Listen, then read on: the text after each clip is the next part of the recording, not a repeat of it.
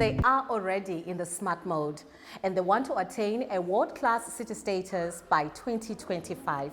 Welcome to the City of Harare stand at the Zimbabwe International Trade Fair, the 2021 edition. Joining me is Mr. Michael Chideme. He is the head of communications. Mr. Chideme, welcome to the program. Thank you, Marion. Thank you, our viewers. Let's talk about the City of Harare being a smart city. Where are we currently? We are already in the smart city mode, in the sense that people are now able to pay their bills online.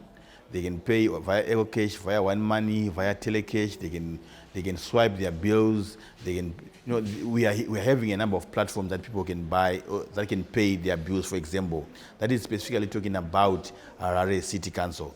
But Harare is a sum total of all its people and all its businesses and activities.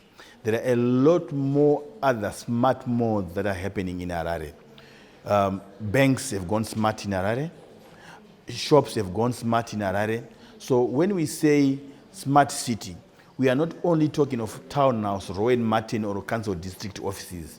We are talking of every entity in the city that has to go smart.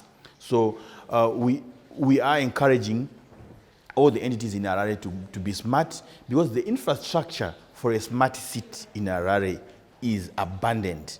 We have the telecommunications companies. I can name them: the Zols, the Tel1, the Telecel, Net1, PowerTel. All those companies, they provide infrastructure for a smart city. So what residents simply need to do is to hook up with any of those service providers, and then they are connected. We're talking of a connected city where you can have your meetings on Zoom, you can have your meetings on Meetings app, you can have your meetings on Facebook, you can have your meetings online. So you can have your business, you can transact online. That is what we are encouraging at Harare City Council. So yes, some things have to revolve around the city.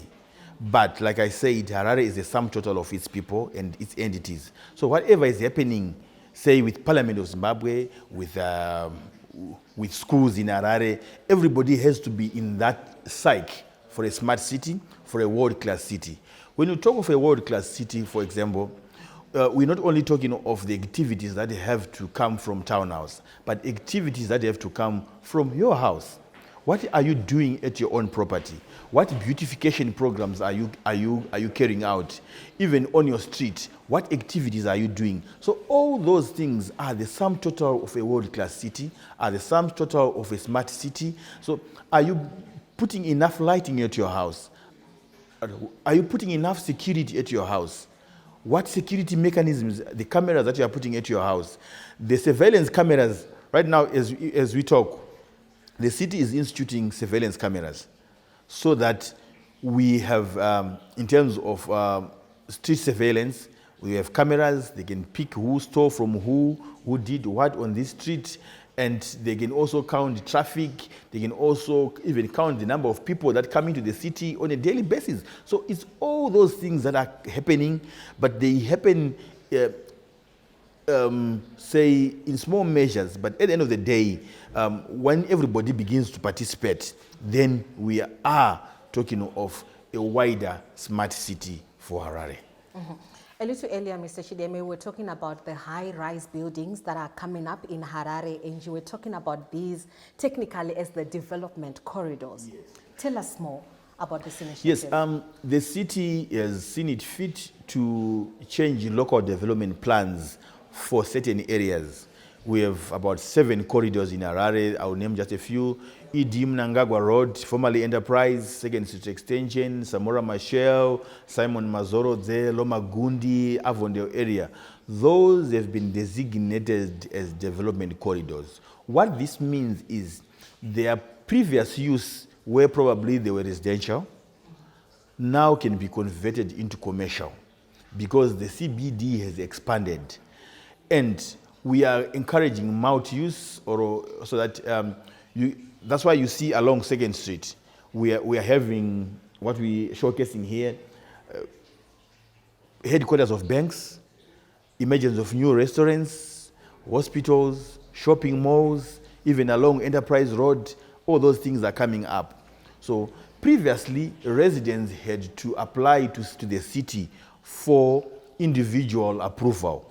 But now there is a blanket approval that these activities can happen on these development corridors, because it has been seen that over the years there has been an appetite for that kind of growth. So to minimize bureaucracy, council changed the local development plans and has said, now if you own a property along this road, along this corridor, you can redevelop it.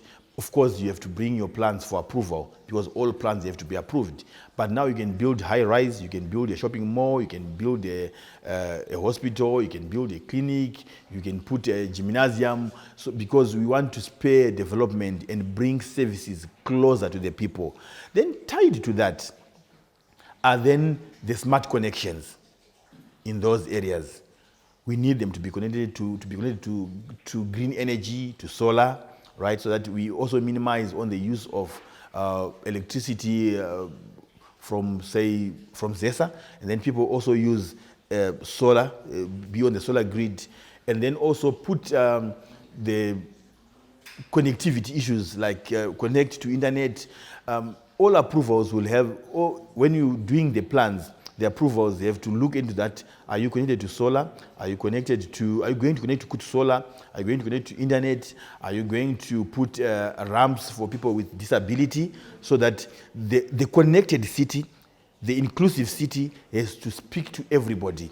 So all these developments have to speak to everybody in Harare. That's when now we can begin to talk of a smart city. But the plan comes from council. Council says we need A, B, C, D on this structure so that it speaks to everybody in the city. It attends to everybody in the city. People with disability have been complaining over the years that they can't access buildings in Harare. But now, before approvals are done for building construction, they have to have a ramp or access for people with disability. Mr. Chideme, this year's Zitf is showcasing the new normal in business and industry. What is your response to COVID-19 as the city of Harare? We are the leading agents as local authorities, and as Harare, we are the leading agent in the response to COVID.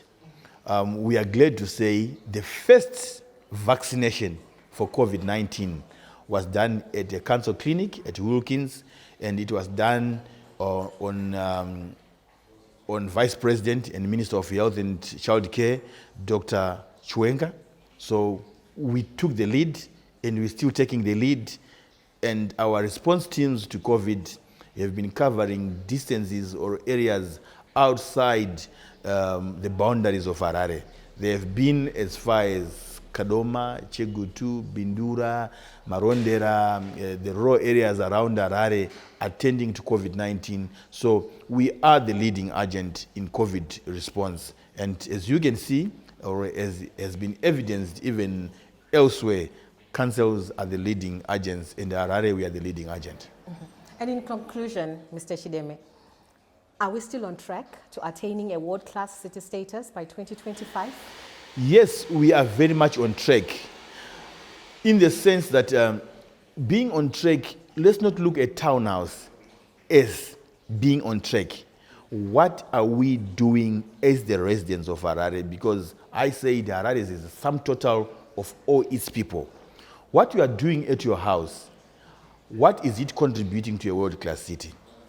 The beautification that you are doing at your house, the electrification that you are doing at your house, the smart cameras that you are putting at your house, everything that you do as an individual has a ripple effect on the smart city or on the world-class city for Harare. So everybody has to be on deck, and everybody has to participate in their way, in one way or the other, for a world-class city. The city is taking its share of being a world-class city by 2025, but now is encouraging people to be on board so that what the city does, the people complement. What the people do, the city complements, and government complements as well. Mr. Chideme, thank you so much for your time. Thank you. I was speaking there to Mr. Michael Chideme. He is the head of communications at the City of Harare. Remember, as he said, it takes you, it takes me for us to build a world-class city status by 2025.